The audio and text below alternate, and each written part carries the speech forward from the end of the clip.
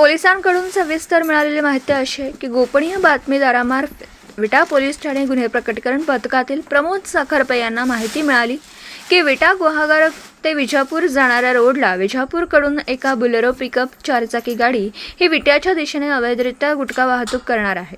ही माहिती मिळाल्यानंतर सांगली जिल्हा पोलीस अधीक्षक श्री संदीप घुगे साहेब व अप्पर पोलीस अधीक्षक रितू खोकर मॅडम व विटा उपविभागीय पोलीस अधिकारी श्री विपुल पाटील यांच्या आदेशानुसार विटा पोलीस ठाण्याचे पोलीस निरीक्षक शरद मेमाने साहेब यांच्या मार्गदर्शनाखाली विटा पोलीस ठाण्याकडील गुन्हे प्रकटीकरण शाखेतील अंमलदार यांनी सापळा रचून रात्रीच्या वेळेत बुलेरो पिकअपची चारचाकी गाडी येत असताना दिसली आहे। त्या गाडीत इशारा करून गाडी थांबवण्यास सांगत असताना गाडी चालक यांनी गाडीचा वेग वाढवला व गाडीसह पळून जाण्याचा प्रयत्न करणार तेवढ्यात विटा पोलीस ठाण्याकडील गुन्हे प्रकटीकरण पथकाने पाठलाग करून त्या गाडीस पकडला।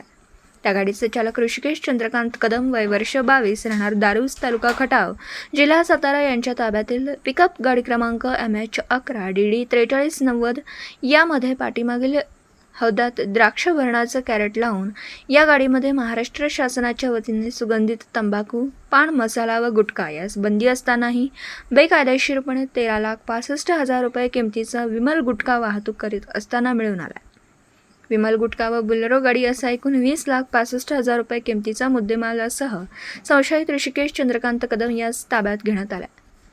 या संदर्भात विटा पोलीस ठाण्यात गुन्हा दाखल करण्यात आला। पिकअप चालक ऋषिकेश कदम यांना विटा पोलिसांनी ताब्यात घेतला। दमदार विटा पोलीस ठाणे गुन्हे प्रकटीकरण पथकातील अंमलदार प्रमोद साखरपे, उत्तम माळी, अमोल कराळे, हेमंत तांबे, वाघ,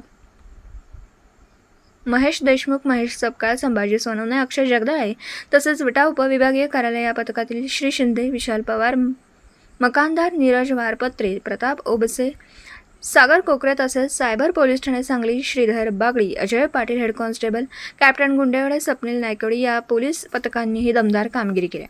याचा तपास विटा पोलीस ठाणे पोलीस उपनिरीक्षक सचिन शेंडकर करीत आहेत।